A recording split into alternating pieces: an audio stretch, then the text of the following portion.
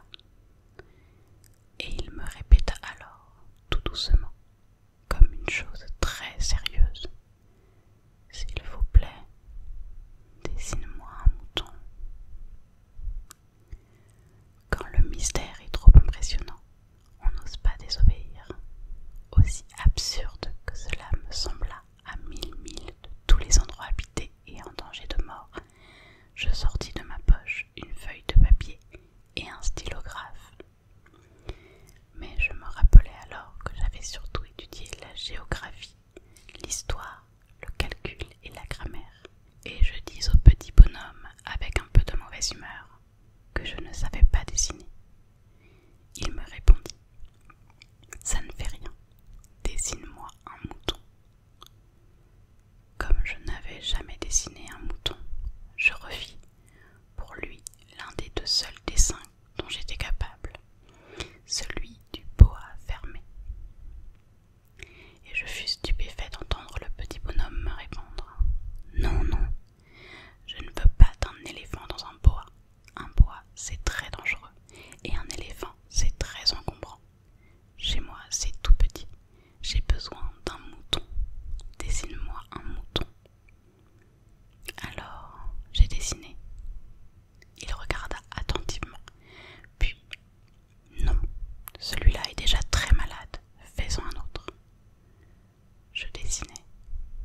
Mon ami sourit gentiment, avec indulgence.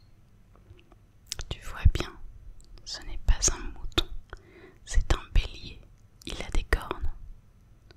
Je refis donc encore mon dessin, mais il fut refusé comme les précédents. Celui-là est trop vieux. Je veux un mouton qui vive longtemps.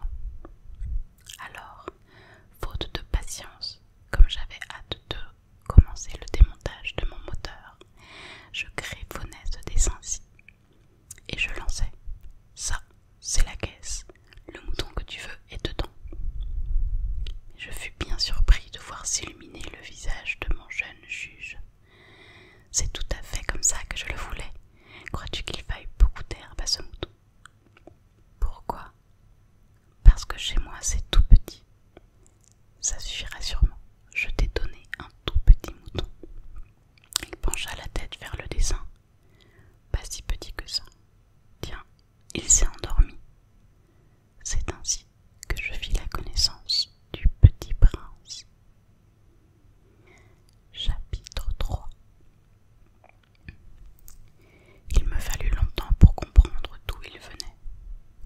Le petit prince, qui me posait beaucoup de questions, ne semblait jamais entendre les miennes. Ce sont des mots prononcés par hasard qui, peu à peu, m'ont tout révélé. Ainsi, quand il aperçut pour la première fois mon avion, je ne dessinerai pas mon avion, c'est un dessin beaucoup trop compliqué pour moi.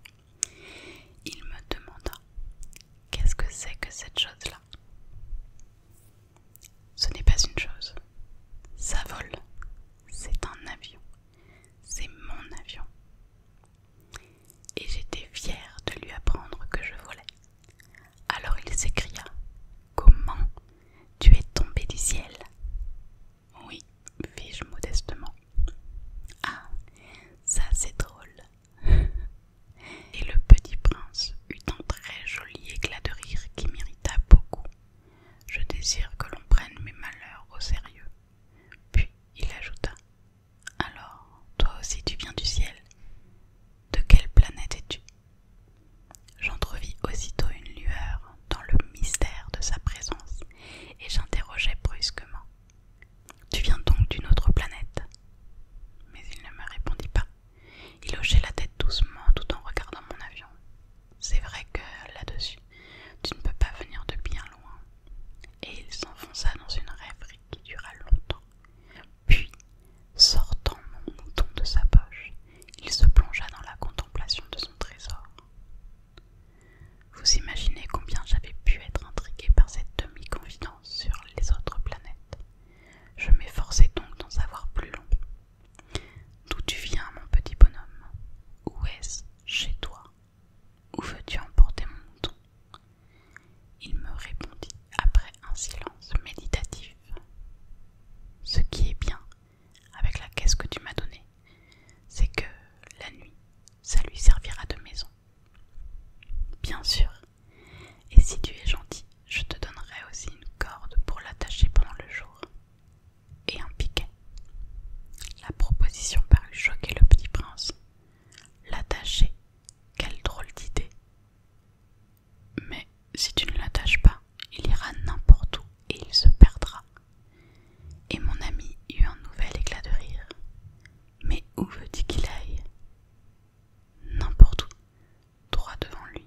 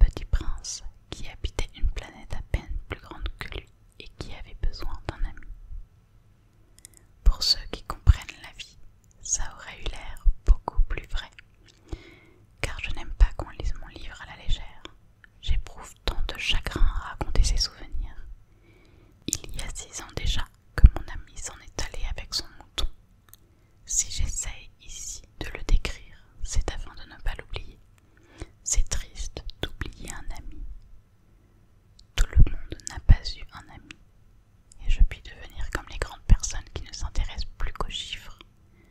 C'est donc pour ça encore que j'ai acheté une boîte de couleurs et des crayons.